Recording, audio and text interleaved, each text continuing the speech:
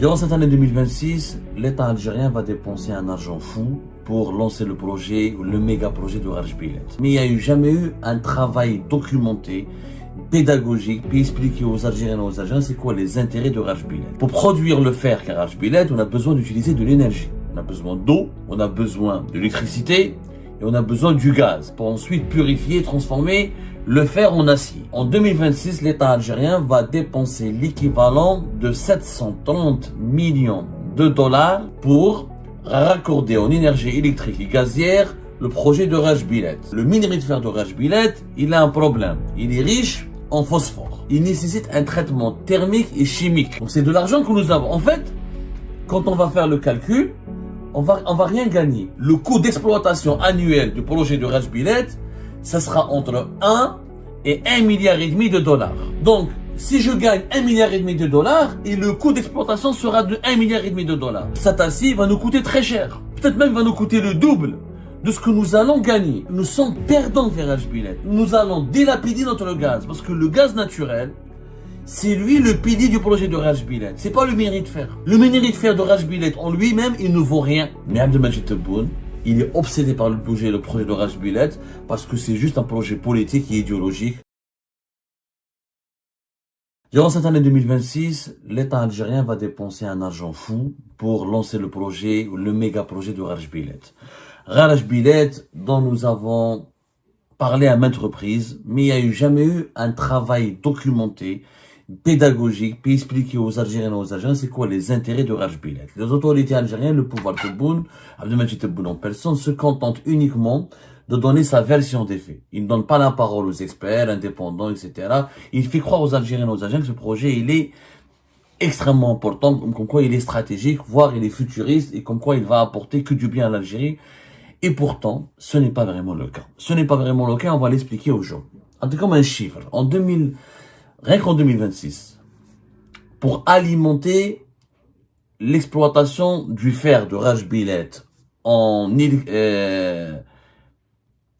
électricité et en gaz. Vous savez, le projet de Raj Bilet, on ne l'a pas expliqué très bien aux Algériens et aux Algériens. Les autorités ne font pas preuve de pédagogie, comme je l'ai dit. Pour produire le fer qu'est Raj Bilet, on a besoin d'utiliser de l'énergie. On a besoin d'eau, on a besoin de l'électricité et on a besoin du gaz. Parce qu'il faut faire utiliser du gaz pour ensuite purifier et transformer le fer en acier. En 2026, l'État algérien va dépenser l'équivalent de 730 millions de dollars, je dis bien l'équivalent de 730 millions de dollars, pour raccorder en énergie électrique et gazière le projet de Raj Bilet. Tindouf et Béchar. 730 millions de dollars. C'est quand même important, Est-ce que c'est intelligent de donner du gaz et de l'électricité à Raj Bilet alors que l'Algérie aurait pu ou pourrait exploiter du gaz et le produire et l'exporter directement à l'étranger? Faisons un débat, pesons le pour et le contre. Mais d'abord, rappelons les faits. Scientifiquement, il faut savoir que le minerai de fer de Raj Bilet, il a un problème. Il est riche en phosphore. Contrairement à d'autres minerais de fer qui existent à travers le monde, il nécessite un traitement thermique et chimique. Pourquoi? Parce que un minerai qui est riche en phosphore, il n'est pas exploitable. Son prix sera bas. Il faut le purifier.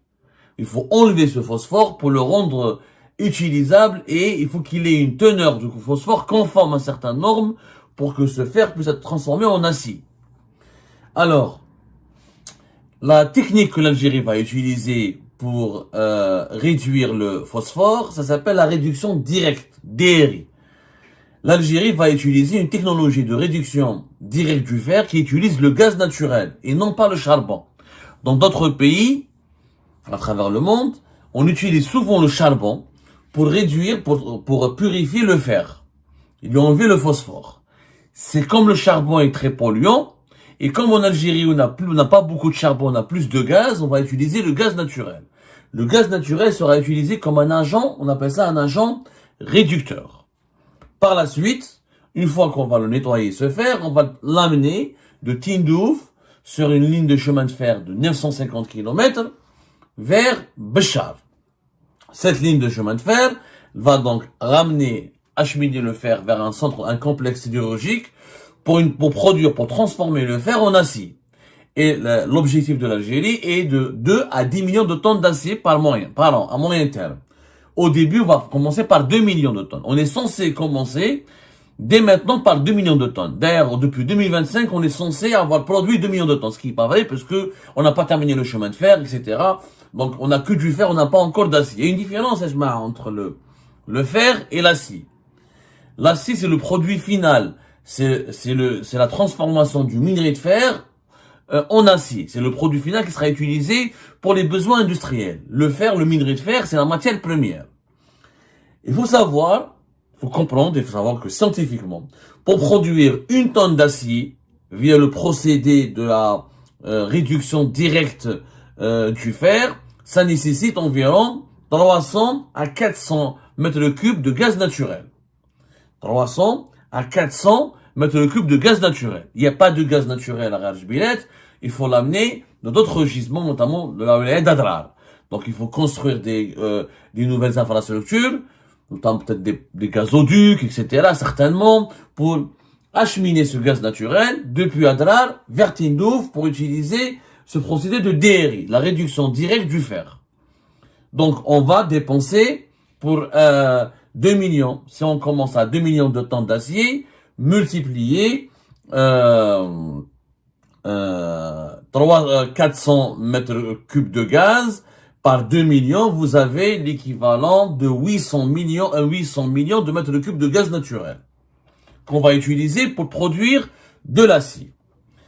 Alors, effectivement, quand on compare les prix de prime abord, on fait une analyse factuelle, chiffrée. On fait pas de politique.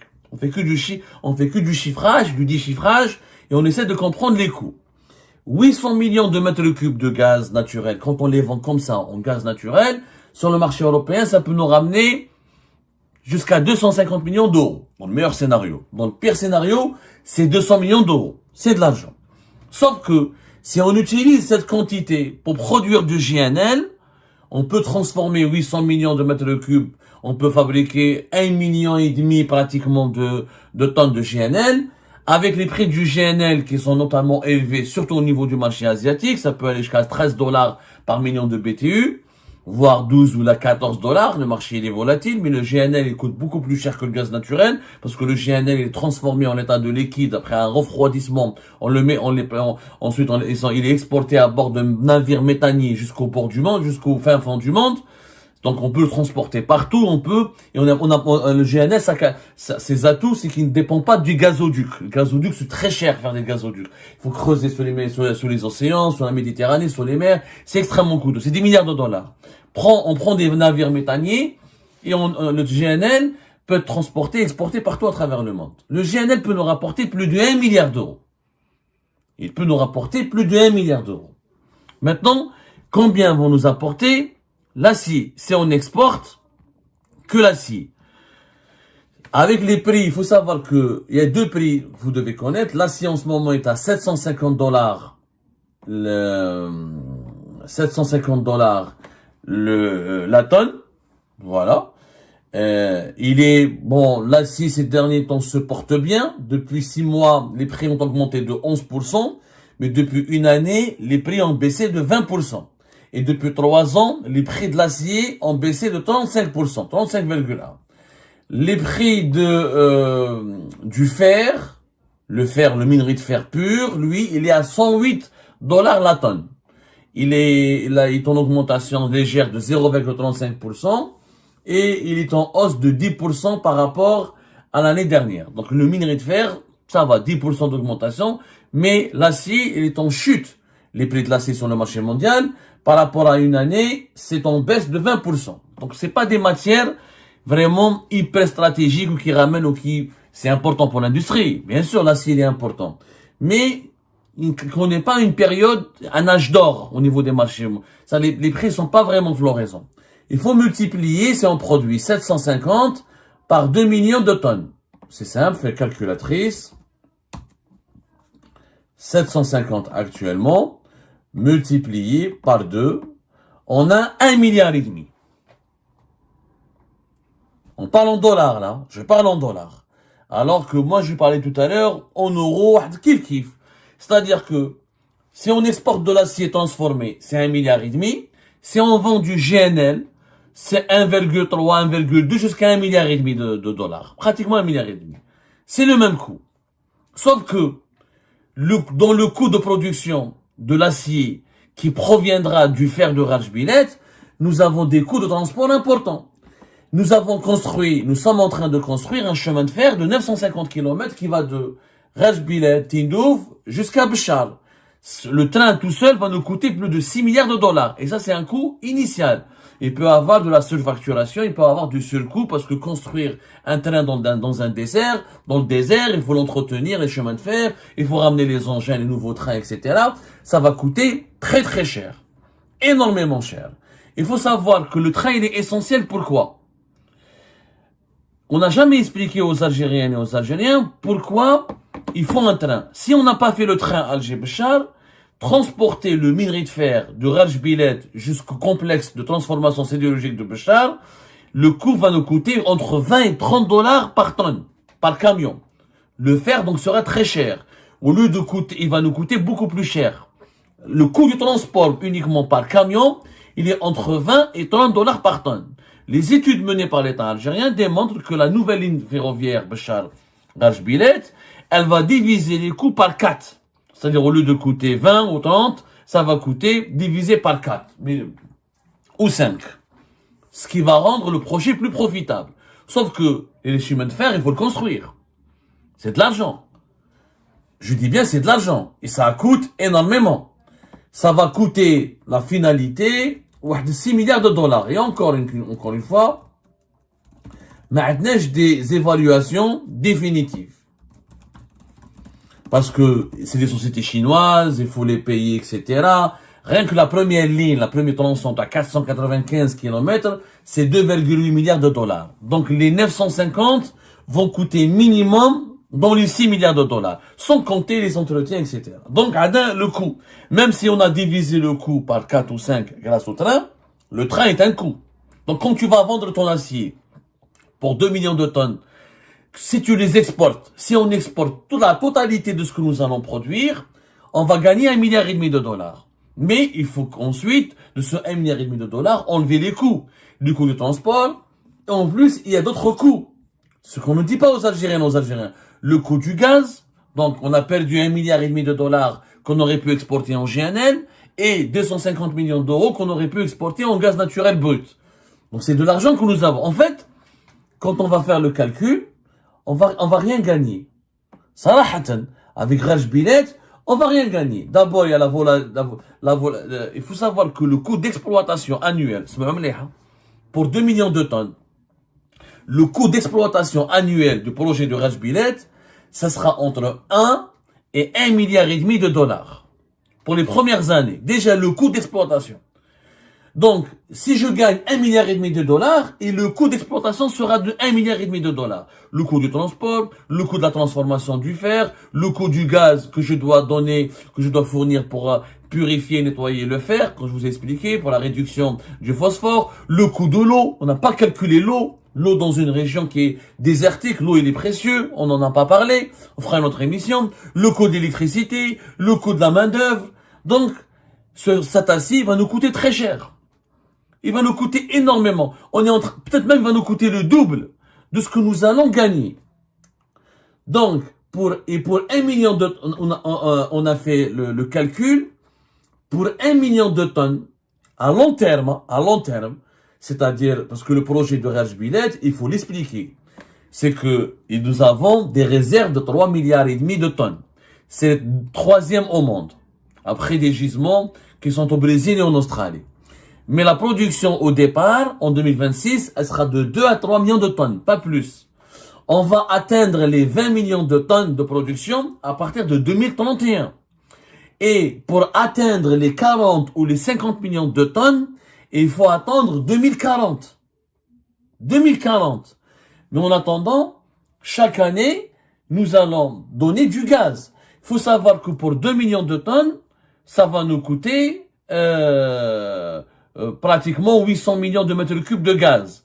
Mais si le jour où Rajbilet devra produire 40 ou 50 millions de tonnes, il nous faudra à peu près 10 milliards et demi de mètres cubes. 10 milliards et demi de mètres cubes de gaz. 10 milliards et demi de mètres cubes de gaz, c'est 15% de la consommation nationale.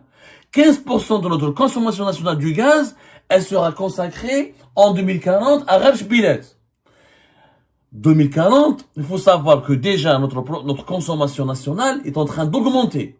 15% de la consommation d'aujourd'hui. En 2040, la consommation nationale de l'Algérie va beaucoup plus augmenter par rapport à aujourd'hui. Déjà en 2030, on estime qu'on va dépasser les 73 milliards de mètres cubes de gaz.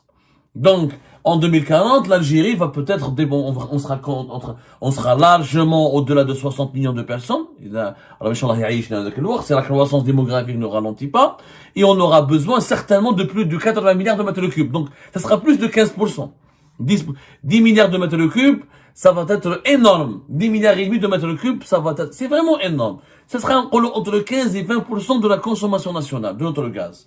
On doit prendre 10 à 20%, alors que nous avons des besoins domestiques, nous avons du gaz de ville, nous avons d'autres projets industriels, nous avons la nécessité, est-ce qu'on pourra d'ici 2040 continuer à exporter du gaz ou là. Donc il faudra enlever 15 à 20% de notre production nationale, de notre consommation nationale actuelle du gaz, pour la donner à Rajbilet. Hadou les 10 milliards et demi de mètres cubes, si on les vend en gaz tout court, c'est 4 milliards de dollars. 4 milliards en gaz tout court. Le gaz naturel, c'est celui qui passe par le GNL. Mais si on vend celui qui passe par les gazoducs, par les fameux gazoducs qui traversent la Méditerranée pour aller vers l'Espagne, vers l'Italie. Mais si on les vend avec en GNL, c'est énorme. Ça dépasse les 10 milliards de dollars. La même chose, si on va aller en acier, si on va exporter toute la totalité de la production de Rajbilet, on va gagner 15 milliards de dollars de produits d'exportation. C'est la même chose que si on va exporter du GNL. Sauf que, c'est pas parce que tu gagnes 15 milliards de dollars quand le projet sera terminé en 2040 que tu vas le rentabiliser. Parce qu'il faut mettre un temps pour le rentabiliser. Le retour sur investissement, selon les études de l'État algérien, est prévu vers 2030, à condition de maîtriser les coûts et les délais. Sauf que le coût total du projet lui-même sera de 15 milliards de dollars. Pour le réaliser, 15 milliards de dollars. Donc, il faudra attendre 2040 pour pouvoir gagner 15 milliards de dollars, alors que nous avons déjà, alors que pour produire et pour exporter et gagner les 15 milliards de dollars, il fallait déjà dépenser ces 15 milliards de dollars. Donc, en aucun cas, nous allons pouvoir récupérer cet investissement avant 2040. En aucun cas. Et d'ici 2040, nous allons chaque année dépenser et consommer plus de gaz naturel pour Rajbilet. C'est vrai que normalement des emplois seront créés, 3000 emplois directs, notamment dans la région, etc. Mais des coûts importants, le coût du transport, le coût de production, vous avez le coût du traitement, le minerai de fer de Rajbilet, il coûte 15 à 20 dollars plus cher qu'un minerai de fer ailleurs dans un autre pays, parce il a un teneur, il est contaminé, il a un taux de contamination élevé de phosphore. Donc, il y aura énormément c'est plus de transport sur 1000 km, etc. Le transport, c'est 20 à 30% du coût total.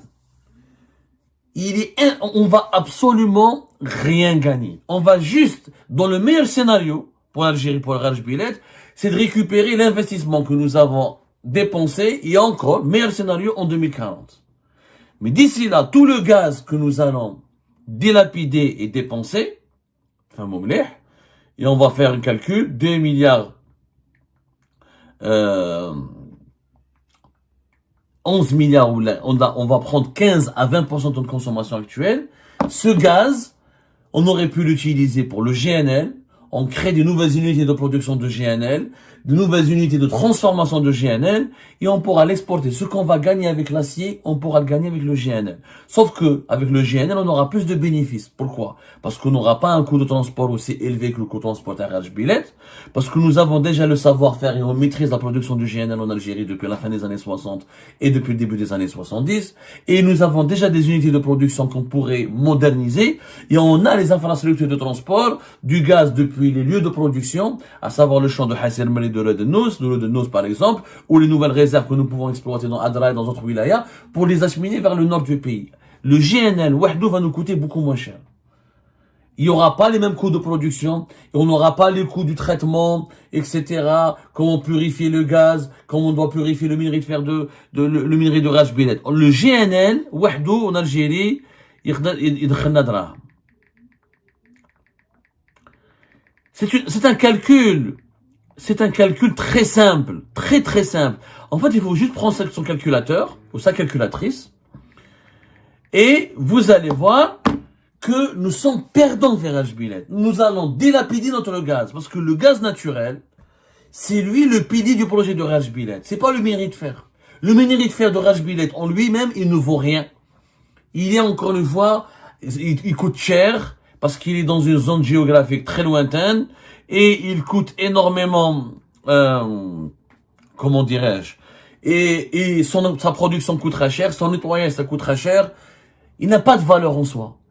L'Algérie compte rentabiliser ou gagner de l'argent avec Raj Billet parce qu'elle va utiliser son gaz pour produire l'acier, le transformer, le fer le minerai de fer le nettoyer, ensuite le transformer en acier. Si on n'avait pas de gaz, on ne pourra jamais l'utiliser. On pourra jamais l'utiliser. La même quantité de gaz que va consommer finalement Raj Billet, on pourra le vendre tout simplement et ça va nous ramener exactement ce que l'acier, sauf que le gaz est beaucoup plus important que l'acier, c'est une énergie beaucoup plus utilisée que l'acier et beaucoup plus capillaire. Et les prix du gaz peuvent remonter à l'avenir. Ça peut baisser, l'acier aussi, ça peut baisser. Je rappelle que les prix du gaz se portent mieux que les prix de l'acier. On prend par exemple le prix du gaz naturel, Barka. Je prends pas le GNL. Les cours du gaz naturel n'ont pas reculé sur les marchés internationaux comme l'acier. Un exemple, depuis 6 mois, c'est une augmentation de 12%. Depuis une année, c'est une baisse de 19%, sauf que l'acier, depuis une année, c'est une baisse de 20%. Ça équivaut. Sauf que le GNL, encore une fois, coûte plus cher que le gaz naturel.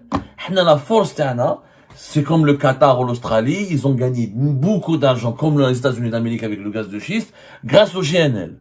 Donc, au lieu de consacrer de 15 à 20% de notre consommation nationale pour le Raj Billet, on devrait faire l'effort d'utiliser le gaz pour produire du GNL et on gagnera autant d'argent, mais avec plus de bénéfices et beaucoup moins de coûts.